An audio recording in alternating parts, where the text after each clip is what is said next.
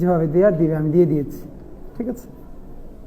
আচ্ছা ওকে, তাহলে এবার আসো আমরা এই যে শুরু থেকে এখন পর্যন্ত মোটামুটি কি কি পড়লাম, কোন কোন টপিক একটু পড়াশোনা করলাম, আসো একটুখানি রিভিউ করি। যে কোনো একটা টপিক বা চ্যাপ্টার শেষ করে ফেললে পিছন থেকে রিভিউ করে আসলে যেটা সুবিধা, পড়াশোনাটা তোমার কানেক্টেড মনে থাকবে, যে এখন পর্যন্ত যা পড়লাম এটা একটা সুতোয় বাঁধা মনে থাকবে। তো একজন একটু যারা শুরু থেকে ক্লাস করেছো একটু মোটামুটি রাফলি টপিকগুলো বলো, এরপর আমরা একটুখানি আলোচনা করি, দেন আজকে আর একটা টপিক আমরা জাম্প করবো। তুমি একটু বলো তো, তোমার নাম কি জানো? ফারাবি। ফারাবি বলো তো, যে বসে বসে সব বসে বসে। হ্যাঁ, সংবিধানের আগে একদম শুরু থেকে মনে আছে যে একদম শুরু থেকে আমরা কি পড়লাম? আমি মনে করি যে একদম প্রথমে আমরা বাংলাদেশের জিও পলিটিক্যাল লোকেশন বা জিওগ্রাফিক্যাল লোকেশন, সেটা বুঝতে গিয়ে আমরা বাংলাদেশের অ্যাডভান্টেজ ডিসঅ্যাডভান্টেজগুলো কী কী, চ্যালেঞ্জেসগুলো কী কী তার জিও পলিটিক্যাল লোকেশনে, স্পেশালি ইন্ডিয়ার সাথে তার কানেক্টিভিটি, এগুলো আমরা বুঝবার চেষ্টা করেছি। ম্যাপ এঁকে এঁকে আমরা পড়েছি। এখানে খুব গুরুত্ব দিয়ে আমরা পড়েছি সেভেন সিস্টার্স, এবং বিশেষ করে বাংলাদেশের সাথে ভারতের লাগোয়া যে সীমান্তগুলো মানে রাজ্যগুলো আছে এগুলো পড়েছি। এইটা পড়তে গিয়ে আমরা একটা কয়েকটা গুরুত্বপূর্ণ জিনিস বের করেছি, যে ট্রানজিট অ্যান্ড করিডোর। তাই মনে আছে সবার যে ট্রানজিট এবং করিডোরের পার্থক্য কি জানো?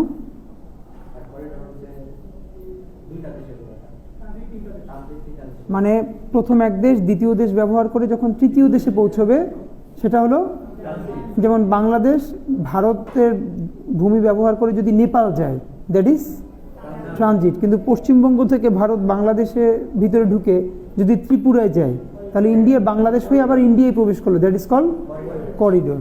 সুতরাং বাংলাদেশের সাথে ইন্ডিয়ার যেটাই দেবে এটা কোনোটাই ট্রানজিট না, এটা হলো করিডোর।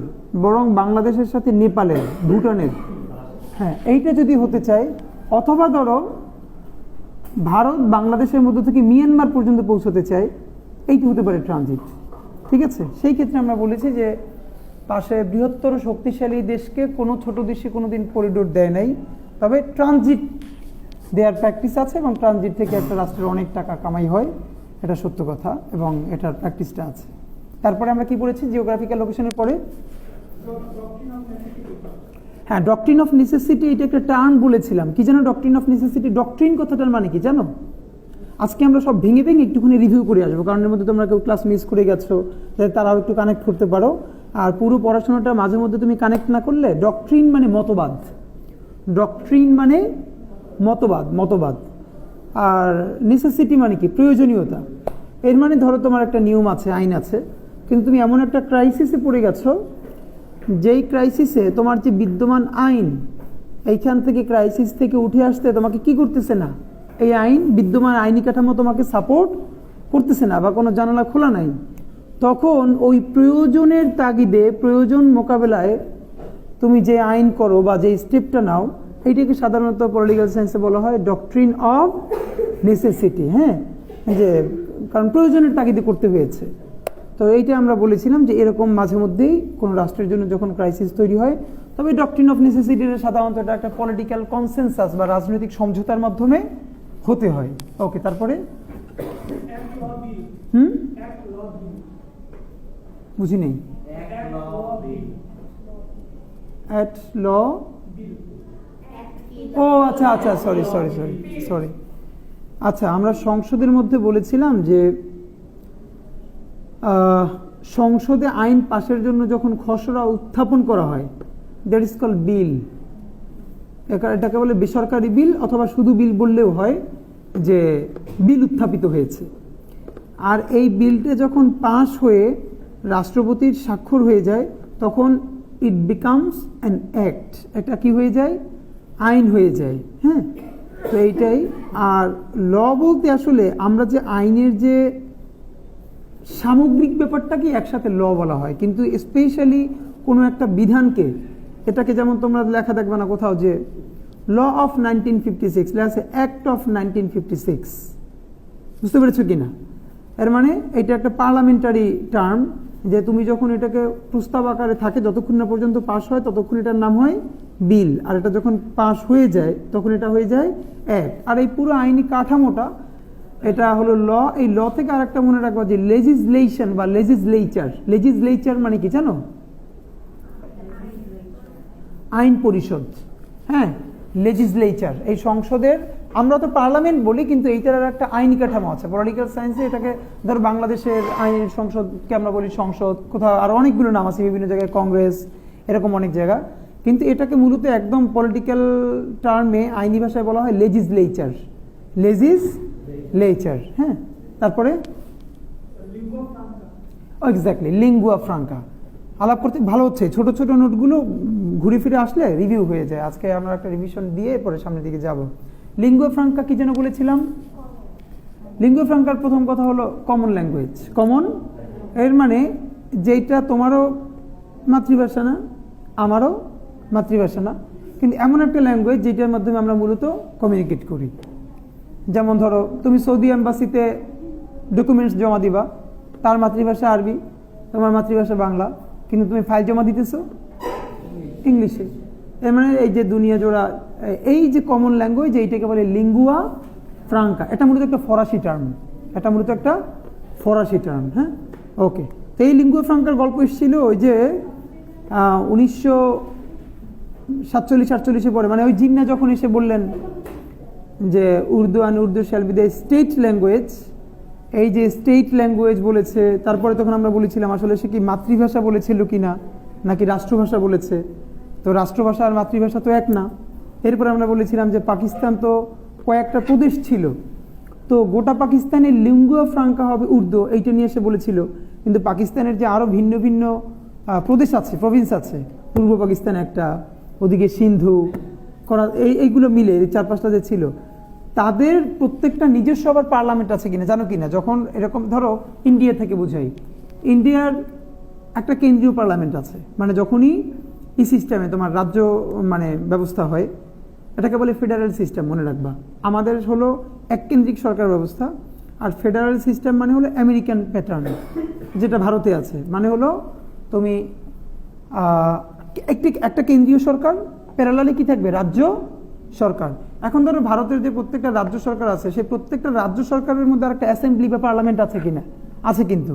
যেমন ধরো এই যে পশ্চিমবঙ্গের মধ্যে একটা কি আছে? ওই পশ্চিমবঙ্গের রাজ্য সরকারের মধ্যে কিন্তু একটা পার্লামেন্ট আছে, আবার কেন্দ্রেও তাদের কি আছে? প্রতিনিধিত্ব আছে। তো এই প্যাটার্নটা তো পাকিস্তান তো তখন এই ফেডারেল সিস্টেম ছিল, তখন সেটা বলেছিল যে এই স্টেট টু স্টেট, কেন্দ্রের সাথে স্টেটের যোগাযোগের ভাষা হবে উর্দু, কিন্তু এই প্রত্যেকটা প্রদেশের নিজস্ব ভাষা কি হবে সেইটা ঠিক করবে ওইখানকার স্থানীয় পার্লামেন্ট। এখন তুমি এইটা বাংলার চিন্তা না করে তুমি যদি গোটা পাকিস্তানের কথা চিন্তা করো, এখন ধরো তুমি একটা মেইল পাঠাইলা, চিঠি পাঠাইলা ইসলামাবাদে বাংলায়, আর সিন্ধিরা পাঠাইলো সিন্ধি ভাষায়, রাইট? এরকম 3-4, তাহলে তো আবার প্রত্যেকটা ল্যাঙ্গুয়েজের জন্য আবার হেড অফিসে ইন্টারপ্রেটার লাগবে, এটা তো সম্ভব না। এই জন্য বলেছে স্টেট টু স্টেট। এই লিঙ্গুয়া ফ্রাঙ্কাটা হবে কি? ইংলিশ, উর্দু। আর নিজেদের পার্লামেন্টারি ভাষা কি হবে, স্কুল কলেজের কি, সেটা ঠিক করবে। যেমন এইখানকার স্বাভাবিকভাবে পার্লামেন্টারি ভাষা কি হবে? বাংলা। আবার যদি সিন্ধিতে হয় তাহলে তারা করবে কি? সিন্ধ, এরকম করে। তোমরা এই ফাঁকে একটা বইয়ের নাম বলে রাখি, তোমরা যদি এই গল্প খুব ভালো করে পড়তে চাও, ওই সময় ডকুমেন্টেড কথা তো আন্দাজে বললে হবে না। একটা বইয়ের নাম আছে আমরি বাংলা ভাষা, ফাহমিদুর রহমানের লেখা। আমরি বাংলা ভাষা, আমাদের বাংলা ভাষা কেন্দ্রিক যে রাজনীতিটা করা হয়েছে, এই রাজনীতির ফাহমিদুর রহমান, উনি মূলত একজন মনোবিজ্ঞানী, কিন্তু উনি খুবই, হ্যাঁ, আমরি বাংলা ভাষা। হ্যাঁ, ওই যে গান শোনো না যে মোদের গর্ব মোদের আশা আমরি বাংলা ভাষা, এই যে এই আমরি বাংলা ভাষা ওনার বইয়ের নাম। তোমরা চাইলে আরও একটা বইয়ের নাম ওনার লিখে রাখো, তোমাদের যদি হিস্ট্রি নিয়ে কারো বেশ আগ্রহ থাকে, ছোট পাতলা বই, কিন্তু এটা তোমাকে খোরাক দিবে, বঙ্গ বাংলা বাঙালি। বঙ্গ বাংলা, এই দুটো খুব কানেক্টেড, এই জন্য বললাম, কারণ হলো এই যে আমরা বাঙালি জাতি কবে থেকে হয়ে উঠলাম, বুঝতে পেরেছো কিনা, এইটা তো তোমার জানা দরকার। তো এই যে এই বইয়ের নামটা হলো বঙ্গ বাংলা বাঙালি, একই লেখক। এটা পাতলা বই, তোমরা আগ্রহ থাকলে কিনে পড়তে পারো। আর ইংলিশ, এইটা আমি ত্রিপুলির ক্লাসে বলতাম না, কিন্তু ইংলিশে যেহেতু তোমরা তো বৃহত্তর অর্থে লিটারেচারই পড়বা, এবং সেই হিসেবে এগুলো তোমার জন্য কাজে লাগতে পারে। আর কেউ একটু নোট নিও যে আজকে ক্লাসের শেষের দিকে বঙ্গ বাংলা বাঙালি বা বঙ্গ আমি কেন বললাম এটার সাথে, এটার একটা তাৎপর্য আছে, কারণ আমরা আগামী দুটো ক্লাস একটু হিস্ট্রির দিকে মুভ করবো, যেটা হলো ইমার্জেন্স অফ বাংলাদেশ। যে বাংলাদেশের অভ্যুত্থানটা কিভাবে ঘটলো, হ্যাঁ এটা বলতে গিয়ে আমরা এটা নিশ্চয়ই বলবো। হ্যাঁ, এরপর কি আছে বলো তো? State versus country. এখানে আমরা বলেছি দেখো দেশ কিন্তু মানে দেশ বলতে যে কান্ট্রি বলি, পলিটিক্যাল সায়েন্সে বা এই টার্মে কান্ট্রি আসলে কিছু না, এটা হলো স্টেট। কি আছে টার্মটা? স্টেট। যেমন একটা সার্বভৌম দেশ, এটা হলো সভারেন স্টেট, সভারেন স্টেট। হ্যাঁ, তারপরে আচ্ছা সব কান্ট্রি কিন্তু স্টেট হয়ে ওঠে না। ধরো অনেক দেশ আছে যার আন্তর্জাতিক স্বীকৃতি নেই, কিন্তু সে দেশ, মানে এটা কি হয়ে উঠতে পারতেছে না, স্টেট হয়ে উঠতে পারতেছে না। তো একটা রাষ্ট্র হতে হলে কি কি দরকার? তার জনগোষ্ঠী দরকার, তার সার্বভৌমত্ব দরকার, একটা সরকার দরকার, এবং বহির্বিশ্বের মানে তোমার অ্যাপ্রুভাল দরকার এক ধরনের। তো অনেক দেশিতে ধরো একটা মিস করে, সেই হিসেবে দেশ কিন্তু অনেক, কিন্তু তুমি যখন জাতিসংঘের কাঠামোতে বলবা তখন শব্দের ব্যবহার কি করা হয়? স্টেট। ঠিক আছে, হ্যাঁ। তারপর ব্লু ইকোনমি মানে কি জানো? সমুদ্র অর্থনীতি। ব্লু ইকোনমি, যেটা বাংলাদেশের ভবিষ্যতের জন্য দুই তিনটে যেটা খুবই একদম মানে গ্রোয়িং, এর একটা হলো বাংলাদেশের ব্লু ইকোনমি, আমাদের সমুদ্র অর্থনীতি। হ্যাঁ, বিশেষ করে আমরা আমাদের সমুদ্রকে কিভাবে ইউটিলাইজ করে এখান থেকে প্রচুর পরিমাণ বেনিফিট নিতে পারি। যেমন দেখো বাংলাদেশের একটা জিনিস তো ব্যবহার করতে দেয় না, এবং এটা এখন পর্যন্ত ভারত এটাকে ইউটিলাইজ করতে দেয় না। পৃথিবী, তোমরা সোয়াচ অফ নো গ্রাউন্ডের নাম শুনেছো? এটা কোথায়? সোয়াচ অফ নো গ্রাউন্ড বে অফ বেঙ্গলে, কিন্তু এটা আমাদের সুন্দরবন থেকে খুব কাছে, আমাদের ভূখণ্ডের মধ্যে।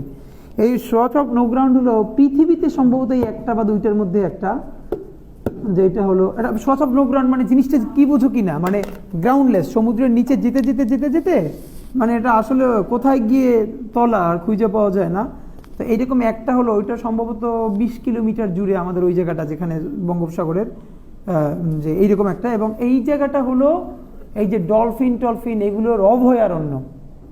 হ্যাঁ, তোমার এগুলোর একদম আর কি সবচেয়ে বড় অভয়ারণ্য হলো এই সোয়াচ অফ নো গ্রাউন্ড। প্রচুর রিসোর্সেস, এটাকে যদি তুমি এখন তুমি এইটা যদি ইউজ করতে চাও, মানে এইটার যে জিনিস আছে এইটাকে তুমি যদি ধরো কাজে লাগাইতে চাও, তাহলে তোমার কি লাগবে?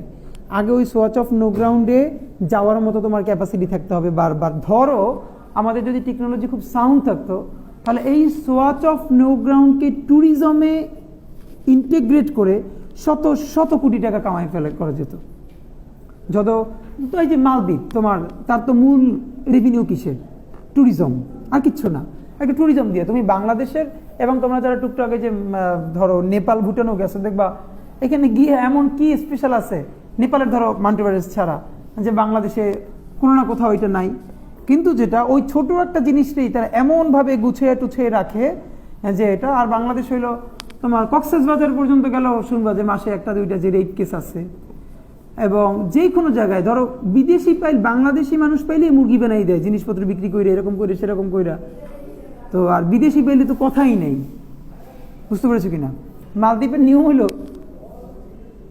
যদি কোনো ট্যুরিস্ট কোনো লোকাল পিপল সম্বন্ধে জাস্ট অভিযোগ জানায়, অভিযোগ সত্য না মিথ্যা তার আগে তার অ্যারেস্ট করা হবে। এটা হলো প্রথম কথা, কোনো কথাই নেই, আগে অ্যারেস্ট করা হবে। মানে তার ট্যুরিজম হলো যেহেতু তাদের প্রধান জায়গা, এর মানে তারা ভীষণ সেফ। তো বাংলাদেশের ট্যুরিজম নিয়ে তো ধরো কোনো কাজ বাংলাদেশের যা ছিল, এটাকে যদি ট্যুরিজমটা মোটামুটি করা যেত, ব্র্যান্ডিং করা যেত, এটা তো বিরাট একটা রেভিনিউ জেনারেট করতে পারতো। এইটা এই জন্য বললাম যে সোয়াচ অফ নো গ্রাউন্ড আমাদের এমন একটা জায়গা যে এখান থেকে আমরা যদি ওভাবে করতে পারতাম, তাহলে ওইখানে মানুষকে নিয়ে যাওয়া, ওগুলো দেখাই আনা, তাহলে আমাদের অনেক টাকা ওখান থেকে আর্ন হতো। তারপরে এইগুলো, এরপরে আমরা এই আলাপ টালাপ করে আমরা সংবিধানে ঢুকে গেছি, রাইট? সংবিধানে ঢুকেছি তিনটে কারণে। একটা দেশকে তুমি তিনভাবে চিনবা।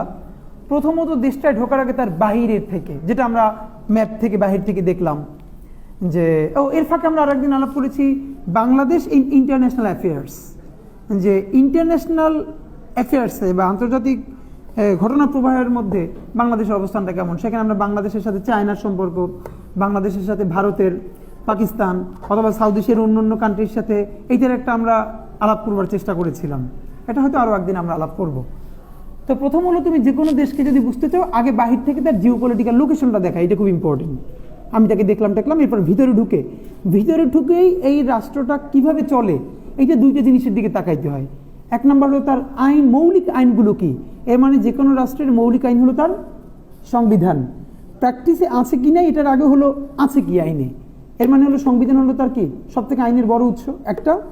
আর একটা হলো তার ইকোনমিক্স, তার ফাইন্যান্স, মানে তার পুরো বাজেট সিস্টেমটা কি, তার টোটাল রেভিনিউ থেকে আসে।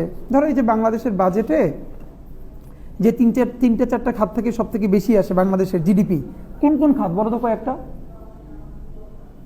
বাংলাদেশে আমাদের আর্নিং হয় মূলত কোন কোন সেক্টর থেকে বেশি? সেবা, কৃষি আর শিল্প। এখন ধরো এই গার্মেন্টস কোন খাতের মধ্যে? শিল্প। সেবা খাতের মধ্যে কি কি? চিকিৎসা, পরিবহন, তারপর শিক্ষা, তারপর আসলটাই বলো না যেটা সেবা খাতের সব থেকে বড় ইনকাম। সেবা খাতের মধ্যে সব থেকে যেটা বড়, যেখান থেকে রেভিনিউ বড় হয়, হ্যাঁ না না, ওষুধ ইন্ডাস্ট্রি। শোনো, এটা অনেকে কনফিউজ করে ফেলে। ওষুধ তুমি যখন কিনো তোমার জন্য হইলো এটা সেবা, যে বিক্রি করে তার জন্য কি? তার জন্য তো বিজনেস, মানে ওটা ইন্ডাস্ট্রি। বুঝতে পেরেছো কিনা? আরে সেবা খাতের সব থেকে বড় জায়গাটা বলতে পারো নাই, টেলিকমিউনিকেশন। এইখান থেকেই সব থেকে বেশি আর্ন সেবা খাতের। এই যে হাজার হাজার কোটি টাকা তোমার এই যে ফোনে কথা বলো আর যে ভ্যাট ট্যাক্স কাটে কয়েক জায়গায়, এইটাকে যায় করি, এইটা তো এই সেবা খাত থেকে। তো হলো সেবা খাত, তারপর ইন্ডাস্ট্রি। ইন্ডাস্ট্রির মধ্যে হলো কোনটা কোনটা? অবশ্যই এক নম্বরে রেডিমেড গার্মেন্টস, যেটা ডিক্লাইনিং, বাংলাদেশের জন্য অশনি সংকেত, এবং ইন্ডিয়ার এখানে একটা বিরাট আছে, মানে ভূমিকা আছে এটা ডিক্লাইনিং করার ক্ষেত্রে। এরপরে আর আস্তে আস্তে সব থেকে কন্ট্রিবিউশন কমে যাচ্ছে কোনটার? তিনটে খাতের মধ্যে সেবা, শিল্প, কৃষি। কমে যাচ্ছে কোনটার? কৃষি। আর এক সময় ছিল কৃষি সব থেকে কি করতো? বেশি রেভিনিউ জেনারেট করতো। যদিও যাদের জিডিপি ভালো তাদের কারোরই প্রধান রেভিনিউ কৃষি থেকে আসে না। এর মানে আবার এই না এখন বাংলাদেশের কৃষি থেকে ধরো তুমি স্বাভাবিকভাবে ধরে নাও কৃষি তো প্রতিদিন ডিক্লাইনিং। ধরো কৃষি থেকে কমে গেলে এটা তোমার ইস্যু না, কিন্তু তুমি খাবা কি? এখন তুমি তোমার কৃষি কমাই ফেলার পরে তারপর খাওয়া তো তোমার লাগবে, নিজে উৎপাদন করার বাইরে থেকে আনো। এর মানে কি তুমি তারপরে কি করবা? ইম্পোর্ট করবা। তো ইম্পোর্ট করা মানে কি বোঝো? ইম্পোর্ট করা মানে হলো তোমার রিজার্ভ থেকে সব টাকা বাইরে দেওয়া, ফাঁকা করে ফেলা। একটা দেশ কয়েকটা ইন্ডিকেটর দেখে এইটার মান কেমন এটা দেখে ইন্টারন্যাশনালি।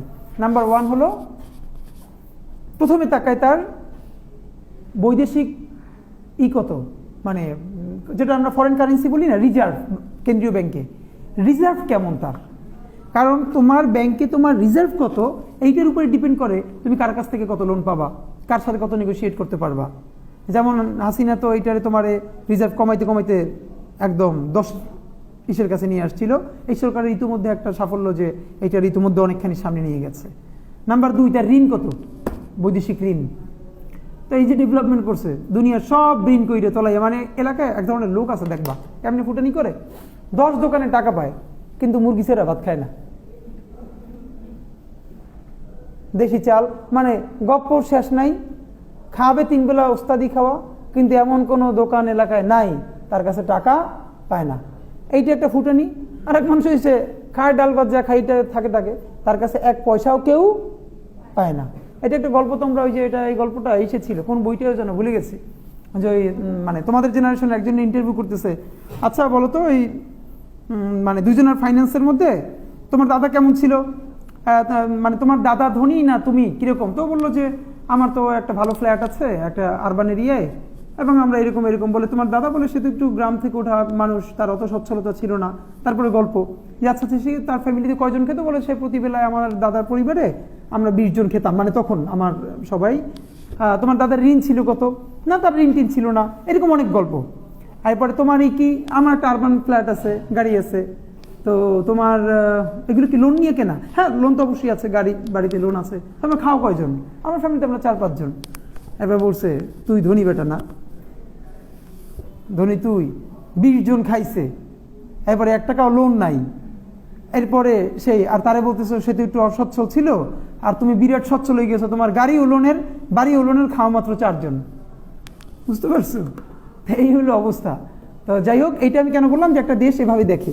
একটা দেশকে তুমি যে তারা কীভাবে ট্রিট করবা, তার রিজার্ভ কত আছে, এই রিজার্ভের উপরে ডিপেন্ড করে তুমি IMF থেকে কত লোন পাবা, ওয়ার্ল্ড ব্যাংক থেকে কত লোন পাবা। কারণ কেউ তোমার তার চেয়ে বেশি লোন দিবে না, সে তুমি যদি লোন দিতে ফেল করো তাহলে রিজার্ভ থেকে যেন দিয়ে মিটাইতে পারো। ওই যে মানুষ বলে না তেলে মাথায় তেল দেয়া, এইটাই। তোমার আমি সেই কয়টাকে লোন দিব, তুমি দিতে না পারলে তোমার বাসায় ফার্নিচার বেচে যেন নিয়ে আসতে পারি। তো তোমার বাসায় ফার্নিচার দিয়েছে সব নিয়ে 1500 টাকার, তোমার তো 10,000 টাকা লোন দেবো না, আশা আর ব্রাকের মতো, বুঝো নাই? যে কিস্তি আনার ব্যাপার, কিস্তি আনতে গেলে না পাইলে এরপরে গরু নিয়ে আয়, ছাগল নিয়ে আয়, আইনে বাইন্দে থই, যে এরপরে তোমরা নিয়ে যাবা, এই হলো অবস্থা। এখন তো এইটা বললাম ফরেন কারেন্সির ব্যাপার। তাহলে তোমার এখন যেটা বুঝবা সেটা হলো যে আয়ের 3টে খাত, আয়ের তো অনেকগুলো খাত, প্রধান খাত 3টা, ইন্ডাস্ট্রি, তারপর কি বললাম, ইন্ডাস্ট্রি, এগ্রিকালচার অ্যান্ড সার্ভিস আর কি, যেটা সেবা খাত ধরো। এখন এইটার মধ্যে স্বাভাবিকভাবে বাংলাদেশে গ্রোয়িং হলো সেবা খাত, ডিক্লাইনিং কোনটা, কৃষিখাত। এখন এইটাকে অনেকে গুড সাইন হিসেবে এভাবে দেখে যে কৃষিখাত তো কমবেই, বরং আমাদের ইনফ্রাস্ট্রাকচার মানে টেকনোলজিতে বাড়াইতে হবে, শিল্পে বাড়াইতে হবে, এটা ভালো। কিন্তু অন্যদিকটা আবার দেখে না যে কৃষিখাত যদি কমে কমে এরকম চলে যায় যে সব খাবার তখন কি করতে হবে, ইম্পোর্ট করতে হবে, তাইলে কি হবে, তাইলে তুমি ওই যে শিল্প খাত থেকে পাইয়া যে রিজার্ভ বাড়াইতেছো, এইটা আবার ওই কৃষি পণ্য ইম্পোর্ট করতে গিয়ে সব ফাঁকা হয়ে যাবে। মানে বুঝছো কিনা? ঢাকার অনেক মানুষ আছে যাদের ফ্ল্যাট কেনার ক্যাপাসিটি আছে কিন্তু ভাড়া থাকে, এটা জানো কিনা? কেন? কারণ হলো 2টা। হিসাব করে সে যদি ফ্ল্যাট কিনে, ফ্ল্যাটে যদি লোন না দেখায় তাহলে তার অনেক বেশি পরিমাণ ট্যাক্স দিতে হয়। তো ট্যাক্স দেওয়ার পর সে যে পরিমাণ টাকা তার যাবে, এর থেকে সে যদি ভাড়া থাকে তার সেভিংস বেশি হবে ওই পরিমাণ ফ্ল্যাটে সে ভাড়া থাকলে। এই জন্য দেখবা বহু টাকার মালিকও সে লোন ছাড়া কেউ, বাংলাদেশের আইনি কাঠামোই এমন, তুমি একদম খুব সহজ সরল মানুষ, যে ভাই আমার টাকা পয়সা আছে, আমি লোন করবো কেন, আমি ঠিক আছে 80 লাখ টাকা দিয়ে ফ্ল্যাটটা কিনে ফেলবো।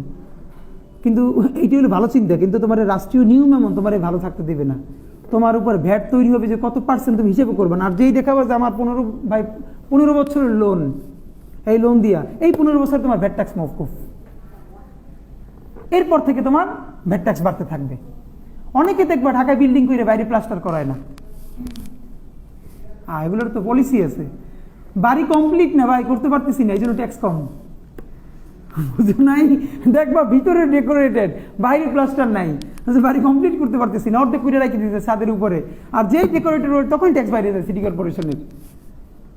তো এই জন্য হইলো তুমি যত লোন দেখাবা তখন তোমারই কমবে। এই জন্য হলো রাষ্ট্রের তো কিছু জায়গায় মানুষ ভালো থাকতে চাইলেও পারে না, তার লোন নিয়ে নিয়ে দেখাইতে হয় যে এই আমার লোন আছে, আমি এটা চালাইতে পারতেছি না। আচ্ছা যাই হোক, এরপর আমরা কোন খাতে ছিলাম বলতো? ওকে, তো সংবিধানে আমরা যে ব্যাপারটা বললাম, তুমি যে কোনো দেশের ভিতরকার ভ্যালুস কেমন দেখতে তোমার সংবিধান দেখতে হবে। আর বাংলাদেশের সংবিধানে যেটা হয়েছে এটা হলো এখানে অপ্রয়োজনীয় কিছু জিনিস আছে যেটা সংবিধানে না থাকলেও চলে। ধরো বাংলাদেশের কর্ম কমিশন, যেটা দিয়ে BCS এর নিয়োগগুলো হয়, কর্ম কমিশন কিভাবে গঠন হবে এইটা সংবিধানে আনার মতো গুরুত্বপূর্ণ বিষয় না, এটার জন্য ভিন্ন অ্যাক্ট করে দিলেই হয়। বুঝতে পেরেছো কিনা? এটা এখানে দরকার নাই, বরং সংবিধানে দরকার এই যে রাষ্ট্র পরিচালনার মূলনীতি, তারপরে হলো ফান্ডামেন্টাল রাইটস, এই যেগুলো বললাম এগুলো ইটস ওকে। মানে বাংলাদেশের সংবিধানে এখন যা আছে এর অর্ধেক করলেই হয়। অপ্রয়োজনীয় বলতে এই জিনিসগুলোকে কি ভিন্ন বিধিবদ্ধ আইন করলেই হয়। সেক্ষেত্রে আমরা সংবিধানকে 3টে ভাগে পড়েছি, আসো সংবিধানকে রিভিউ করি। বাংলাদেশের সংবিধানের ভাগ কয়টা? ভাগ 11টা ভাগ। বাংলাদেশের সংবিধানের মোটাল ভাগ কয়টা? 11টা। অনুচ্ছেদ কয়টা? 153টা। গুড। 11 ভাগের প্রথমটা কি? প্রজাতন্ত্র।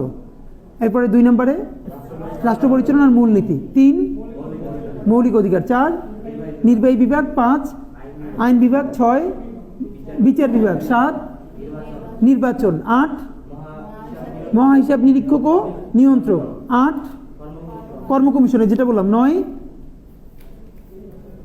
কি না 10 হলো সংবিধান সংশোধন।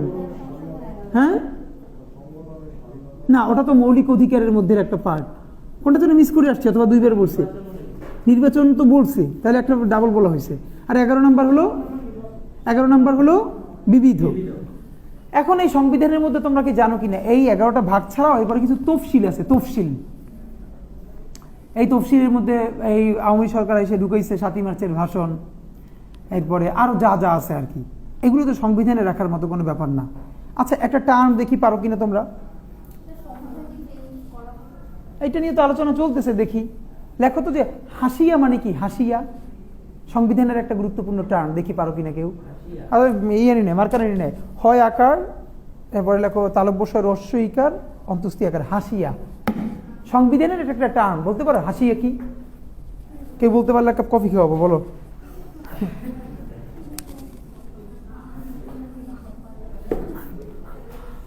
বলো বলো, সংবিধানে কিছু গুরুত্বপূর্ণ টার্ম আছে, এর একটা টার্ম কি বললাম? হাসিয়া।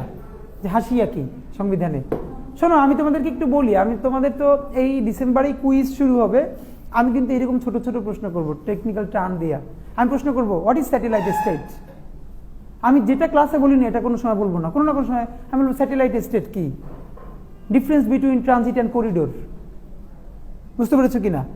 আমি জিজ্ঞেস করবো এরকম করে, সেভেন সিস্টার্সের কোন কোন দেশগুলো, রাজ্যগুলো বাংলাদেশের সীমান্ত লাগোয়া, এই চারটার নাম বলো, এবং কার কোন কোন জেলার পাশে? হ্যাঁ এই এখন বলতেছি না, আলোচনায় রাখছি না, এই জন্য ইজি। এটি যখন করব তখন দেখবা তুমি এলোমেলো হয়ে গেছে। বুঝতে পারছো কিনা? এলোমেলো না হওয়া তাই তো ভালো, কিন্তু আমি মানে কি কাকে বলে কত প্রকার এইগুলো নিয়ে কোনো প্রশ্ন আমার হবে না। প্রশ্ন হবে একদম ছোট ছোট টু দি পয়েন্টে, যাতে জিনিসটা তুমি বোঝো। আমি হয়তো বলবো যে সংবিধানের 11টা ভাগের শুধু নাম লিখে দাও। আমি বলবো অ্যাটর্নি জেনারেল সংবিধানের কোন ভাগের মধ্যে পড়েছে? অ্যাটর্নি জেনারেল পদটা বলো। নির্বাহী বিভাগ, রাইট? আচ্ছা তাহলে এইমাত্র যেন কোনটা বলতে চেয়েছিলাম? হাসিয়া। হাসিয়া হইল সংবিধানে কিছু কিছু টার্ম লেখা আছে, এই টার্মটা কি বুঝায় এটার আবার একটা ব্যাখ্যা দেওয়া আছে। তোমরা টিকা বলো না? টিকা সংবিধানের মধ্যেও ধরো আমি তোমাকে বললাম যে টেকনোক্র্যাট মন্ত্রী, টেকনোক্র্যাট পড়াইছিলাম একদিন, রাইট? এটা কিন্তু এইগুলো জিজ্ঞেস করবো টেকনোক্র্যাট কোটা। তো এখন এইটা দিয়ে সে কি বুঝায় এইটা নিচে ছোট্ট করে লেখা আছে। কোরাম বললাম, কোরাম। কোরাম কোরাম মানে কি বলতো? জাতীয় সংসদে কোরাম হয় কতজনে? CORUM, quorum. যে কোনো মিটিংয়ে বলে যে মিটিং কোরাম পূরণ হয়েছে, বলতো কোরাম জিনিসটা কি? ধরো এবার তোমার বুঝাই, তোমরা এখানে 20 জন লোক আছো, তোমরা একটা কমিটি গঠন করছো, এখন এখানে একটা ডিসিশন মেক করবা। এখন ওইখানে তোমরা আগে করা থেকে মিনিমাম কতজন হইলে, উপস্থিত থাকলে ওইটার একটা ডিসিশন গ্রহণ করা যাবে। এখন ধরো 20 জনের মধ্যে আসছে 5 জন, এখন এই 5 জন মিলে মিটিংয়ে একটা ডিসিশন নিতে পারবে কিনা। তো তোমরা ঠিক করলা যে মিনিমাম 3 ভাগের 1 ভাগ অথবা কমপক্ষে অর্ধেক লোক যদি কোনো মিটিংয়ে উপস্থিত থাকে, তাহলে সেটা কি হবে? মিটিংয়ের ডিসিশন মেকিং করার ক্ষমতা থাকবে। তাহলে 20 জনের মধ্যে অর্ধেক হইল কয়জন? 10 জন। তাহলে যদি তোমাকে প্রশ্ন করাই তোমাদের কোরাম হয় কতজনে, উত্তর হলো 10 জন। এটা হলো কোরাম পূর্ণ হওয়া। কোরাম পূর্ণ হওয়া। তাহলে জাতীয় সংসদে কতজন এমপি উপস্থিত থাকলে কোরাম পূর্ণ হয় বলতো? মিনিমাম। যদি সেটা না হয় তাহলে সংসদ চালু করা যাবে না, সংসদ অধিবেশন রান করানো যাবে না। যেমন সব জায়গায় থাকে যে এতজন মেম্বার যদি না হয় তাহলে মিটিং শুরু করা যাবে না। এটা কি বলে? কোরাম। মানে কোরাম পূরণ না হইলে মিটিং করা যাবে না। জাতীয় সংসদে লেখো 60 জন, মিনিমাম 60 জন এমপি না থাকলে কোরাম পূর্ণ হয় না। এর মানে কোরাম পূর্ণ হয় 60 জনে। হ্যাঁ 60 জন, 60। তোমাদের সাথে একদিন আমার সকালে ক্লাস থাকলে ভালো হতো, তখন তোমাদের এনার্জি থাকতো, এখন সবাই টায়ার্ড হয়ে গেছে। ব্যাক টু ব্যাক ক্লাস করছো না 2-3টা, এমনিতেই টায়ার্ড লাগে। তোমরা এই যে বিকেলে ক্লাস করো, আমি জীবনে আমার সারা জীবনে বিকেলে ক্লাস করার আসলে এক্সপিরিয়েন্সই নেই, নিজের ভার্সিটি লাইফেও খুব কম হয়েছে। ক্লাস শুরু হবে 8টায়, ক্লাস শেষ হয়ে যাবে 2টার মধ্যে শেষ। তোমরা আসো 10টায়, তাও 10টা ক্লাস আসতে আসতে বাজে 11টা। এই কালচারটাই আমার ভালো লাগে না। 2টার মধ্যে পড়াশোনা শেষ, এরপর থেকে বলো আবার এই টাইমে বলো আপনার খেলবে, এই টাইমে ক্লাস কিসের? তোমরা তো খেলতা না, তোমরা তো প্রেম করতে, তাও ভালো ক্লাসে থাও। ওকে হ্যাঁ তোমাদের এই ধর মানে আমার এইটা, আমি যেই প্রতিষ্ঠানে ছোটবেলা থেকে পড়ছি, আমাদের ছিল আজীবন 8টা থেকে 1.5টা ক্লাস, কোনো ব্রেক ছিল না, একদম ইন্টার পর্যন্ত। শীত গ্রীষ্ম যা আছে সকাল 7:30 থেকে 8টা পর্যন্ত অ্যাসেম্বলি, 8টায় ক্লাস শুরু, 1.5টায় শেষ, ব্যাস একটা না। আমার খুব টায়ার্ড লাগতো ছোটবেলা দেখে। আমি অবশ্য হয়তো প্র্যাকটিসের মধ্যে দিয়ে যাই না, ওই যে আমাদের সাথে বন্ধুরা যারা 6, 7, 8 স্কুলে পড়তো, ওরা ওই যে 4টার পরে যখন স্কুল থেকে ফিরতো, ব্যাগ নিয়ে হাঁটতে পারে না, টায়ার্ড, এরকম করে আমার দেখেই খুব টায়ার্ড লাগতো। মানে ভাত খাই এটা আবার ক্লাস, আবার এই কি, এইটা এসে ভার্সিটিতে হয়েছে আর কি, সেটাই শোনা। আচ্ছা ওকে, তাহলে কোরাম হয় কতজনে? 60 জনে। তাহলে এরপর কোনটা বলতেছিলাম সংবিধানের? হাসিয়া। হাসিয়া মানে হইল এই যে নিচে টিকে লেখে না, টিকা, এই টিকাটাকেই সংবিধানের ভাষায় বলা হয়, মানে কোনো শব্দের নিচে ছোট করে ব্যাখ্যা লিখে রাখো, টিকা বা ব্যাখ্যা। হাসিয়া মানে হলো কি? সংক্ষিপ্ত ব্যাখ্যা বা টিকা। মজার ব্যাপার হলো সংবিধানের এই হাসিয়া শব্দটা একটা আরবি শব্দ। হ্যাঁ, তোমাদের যদি কোনো বন্ধু বান্ধব মাদ্রাসায় পড়ে, এটা দেখাইতে পারলে ভালো হতো। মাদ্রাসায় দেখবা যারা মূল টেক্সট পড়ে, এত বড় বড় বই হয় যেটা ওরা কিতাব বলে, তো ওই কিতাবের একটা সিস্টেম হলো, কিতাবের ঠিক মাঝখানটা এটুকুন থাকে মূল টেক্সট, আর মাঝখানের বাহিরে আবার ওই টেক্সটের প্রচুর ব্যাখ্যা ছোট করে লেখা থাকে, প্রচুর, ওইটাকে বলা হয় হাসিয়া।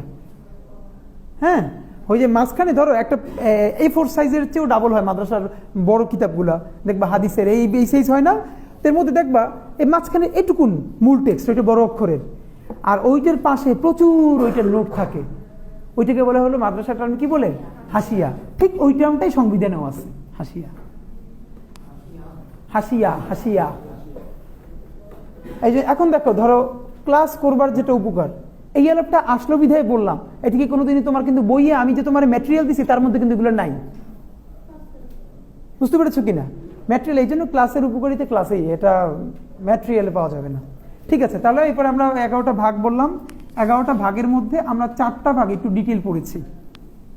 আর তৃতীয় ভাগ হলো মৌলিক অধিকার, এটা সবাইকে লিখিয়ে দিয়েছি। আমি হয়তো যেটা বলবো যে মৌলিক অধিকারগুলো লেখো, সেখানে তোমরা আমরা কয়টা লিখছিলাম? 14-15টা, 14-15টা, এটা তুমি হয়তো লিখে ফেলতে হবে। হ্যাঁ, এবং এটা লিখতে হবে কিন্তু ইংলিশে। মৌলিক অধিকারগুলো কি কি, ইংলিশে কেমনি লাগবে সেটা কিন্তু তোমাদের আমি ম্যাটেরিয়ালে দিয়ে রাখছি, ওইখান থেকে পড়ে ফেলতে হবে। তারপরে মৌলিক অধিকার পরে চতুর্থ কি? নির্বাহী। নির্বাহী বিভাগের মধ্যে কয়টা ভাগ জানো? 5টা। রাষ্ট্রপতি, প্রধানমন্ত্রী, মন্ত্রিসভা, প্রধানমন্ত্রী ও মন্ত্রিসভা, তারপরে প্রতিরক্ষা, স্থানীয় সরকার, অ্যাটর্নি জেনারেল। এটার মধ্যে আমরা সবচেয়ে বেশি আলোচনা করেছি প্রধানমন্ত্রী, মন্ত্রিসভা, স্থানীয় সরকার এবং মোটামুটি অ্যাটর্নি জেনারেল সম্বন্ধে বলেছি। ক্লিয়ার? এরপরে আইন বিভাগ। আইন বিভাগ মানে হলো জাতীয় সংসদ, এটা নিয়ে আলাপ আমরা করেছি যে জাতীয় সংসদের সীমান্তগুলো কিভাবে, মানে 300 আসন কিভাবে ভাগ হয়। ধরো এখানে এটা আলাপ করেছি কিনা যে এই 300 আসনের পরে জাতীয় সংসদে আরো 50টা সংরক্ষিত আসন আছে কিনা মেয়েদের, নারীদের জন্য, এইটা ভাগ হয় কিরকম। এই যে সংরক্ষিত নারী এমপি যারা, এদের কনস্টিটিউয়েন্সি কোনটা, মানে ধরো আমি তোমার বললাম তোমার এলাকায় যিনি এমপি তার আসন হলো, ধরো বললাম নারায়ণগঞ্জ 1 বা নারায়ণগঞ্জ 2, রাইট? এখন যে কোনো এমপির নামে লেখা থাকবা যে সদস্য, জাতীয় সংসদ সদস্য ঝালকাঠি 2, এরকম। তো নারী সংসদ সদস্য নিচে কিন্তু এরকম লেখা থাকবে না, লেখা সংরক্ষিত আসন। এর কারণ হলো নারী সংসদ সদস্যদের কোনো স্থায়ী কনস্টিটিউয়েন্সি বা নির্বাচনী এলাকা থাকে না, কারণ সে তো নির্বাচনই করে না।